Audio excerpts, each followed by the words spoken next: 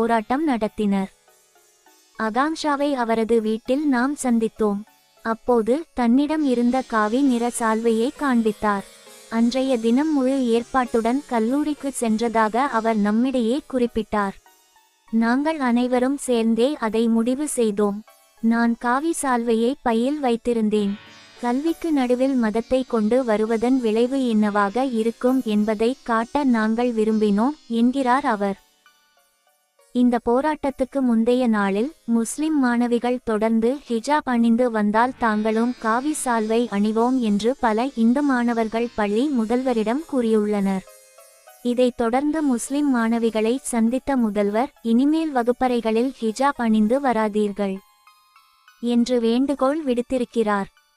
தங்களுடைய அடையாளத்தை வெளிப்படுத்த வேண்டாம் என்ற நிபந்தனையுடன் நம்மிடம் பேசிய சில முஸ்லிம் மாணவிகள் பள்ளி முதல்வருடன் நடந்த உரையாடலை உறுதிப்படுத்தினார்.